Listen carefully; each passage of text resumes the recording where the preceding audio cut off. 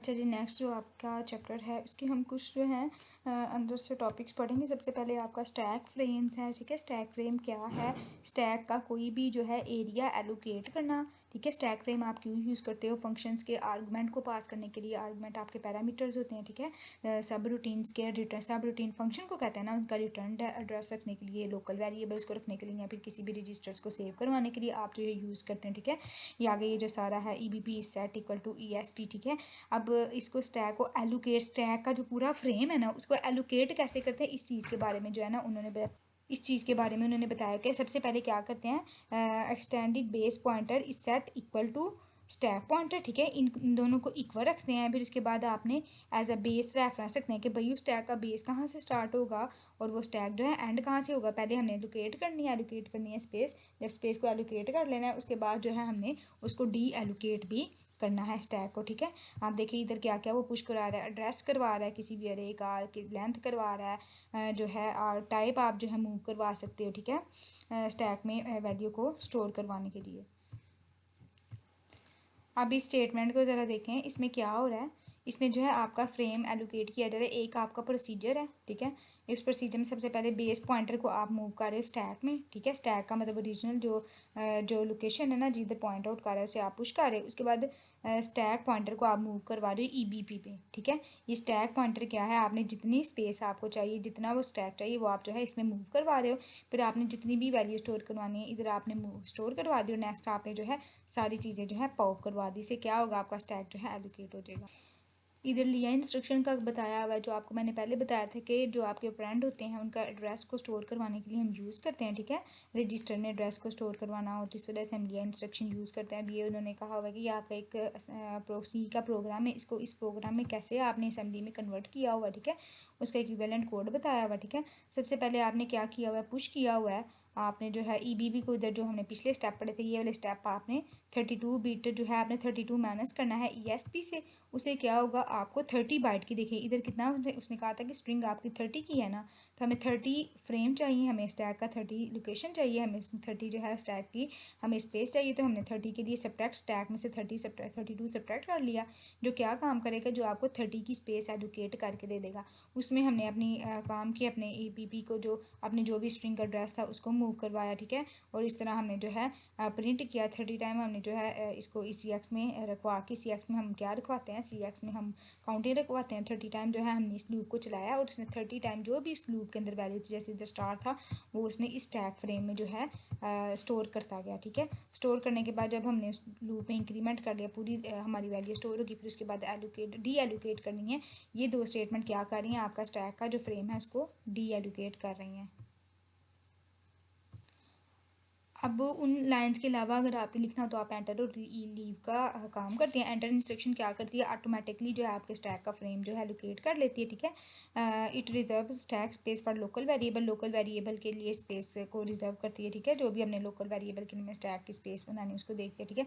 अब push EBP enter instruction क्या काम करती है, पुश करती है EBP को, ठीक है। उसके बाद बेस पॉइंटर को मूव करवाती है, मतलब कि ये जो 3 और जितनी भी आपको स्पेस चाहिए, नंबर 2 उधर हमें 30 की चाहिए थी, इस वजह से हमने जो है 30 को 32 मूव करवाया, क्योंकि हमारा 32 बिट का था ना, इस वजह से हमने 2 बाइट एक्स्ट्रा हमने जो है इसमें ली, ठीक है।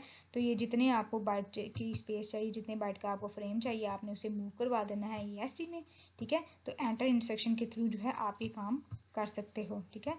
अब देखिए इधर एंटर 00 किया तो जो सारे जो 3 ये वाले स्टेप थे ना, ये वाले 3 स्टेप थे, ये एंटर 00 के थ्रू जो है ये वाले स्टेप हमारे परफॉर्म हो गए और हमें ज़्यादा लंबा जाने की ज़रूरत नहीं पड़ी। उसके बाद एंड पे जब आपने स्टैक को डी एलोकेट करना है तो आपका जो है जितने भी आपने माइनस करवाने हैं आपने जो है उसमें लीव कर जाना, ठीक है। इधर हमें 8 की स्पेस चाहिए थी, ठीक है। तो हमने क्या किया, एंटर 8 किया तो उसने 8 बाइट की जो है स्पेस, लोकल वेरिएबल की 8 बाइट की स्पेस जो है रिजर्व कर ली स्टैक में, ठीक है। लीव इंस्ट्रक्शन क्या करेगी, जो स्पेस रिजर्व की होगी उसको जो है लीव आउट कर देगी। लाइक ये वाला जो फंक्शन है, ये सारा ये जो 2-3 लाइनें हैं, इसकी रिप्लेसमेंट में हम जो है सिंपल लीव करेंगे तो स्टैक की स्पेस जो है डी एलोकेट कर देगी। अच्छा जी, अब आपका लोकल डायरेक्टिव आपके वाला के पॉइंट ऑफ व्यू से बहुत इंपॉर्टेंट है। लोकल डायरेक्टिव आप क्यों यूज़ करते हो?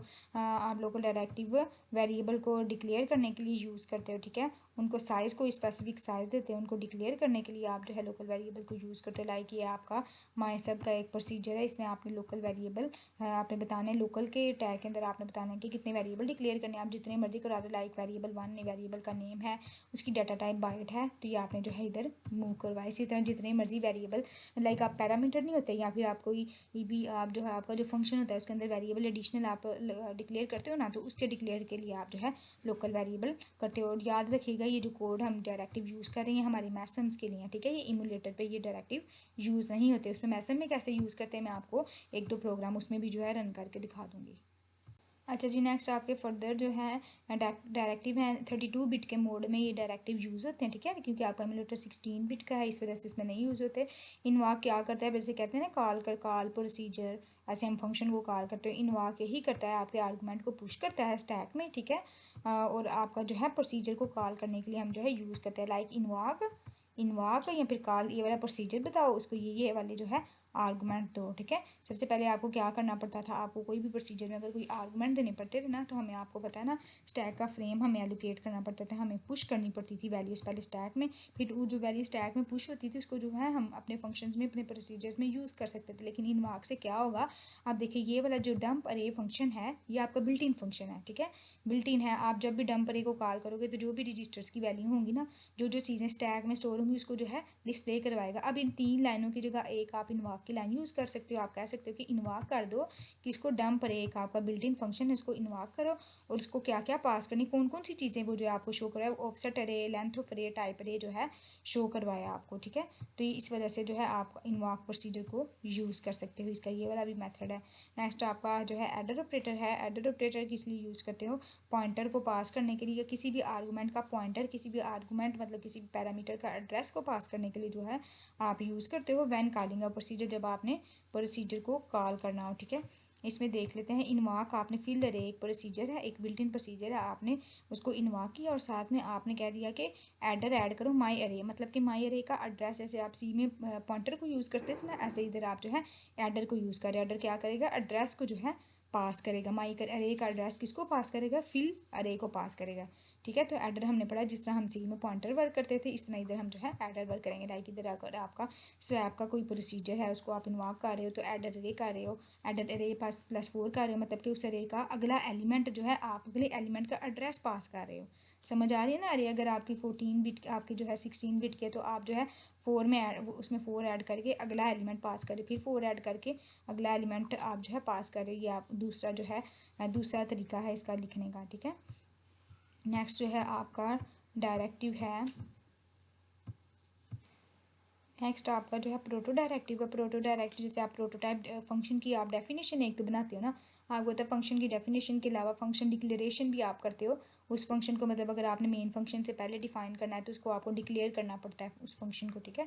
अगर आपने डिफाइन एंड पे करना है तो प्रोटो भी इसी वजह से आप एक प्रोटोटाइप क्रिएट कर लेता है, एक जो है डेफिनेशन की डिक्लेरेशन को क्रिएट कर लेता है। अब उन्होंने क्या पावरफुल फीचर है 32 बिट में, क्या करता है एक प्रोटोटाइप कर लेता है किसी भी एग्जिस्टिंग वो वाला प्रोसीजर जो प्रोग्राम में एग्जिस्ट कर रहा है उसका एक प्रोटो डिक्लेयर कर देता है, जिसमें कौन कौन सी चीज़ें होते हैं उसका नाम होता है, ठीक है। उस फंक्शन का उस प्रोसीजर का नाम होता है और जितने उस प्रोसीजर को पैरामीटर चाहिए वो होते हैं, ठीक है। It allow you to call a procedure before defining it, मतलब कि आप प्रोसीजर को कॉल कर सकते हो, प्रोसीजर को देख सकते हो उसको डिफाइन करने से पहले, and verify the number and type of argument, और देख सकते हो कि इस प्रोसीजर जो अगला ये प्रोसीजर है जिसका प्रोटोटाइप है उसके अंदर कितने आर्गूमेंट्स यूज़ हो रहे हैं, उसमें क्या काम हो रहा है, कितने नंबर ऑफ आर्गूमेंट है।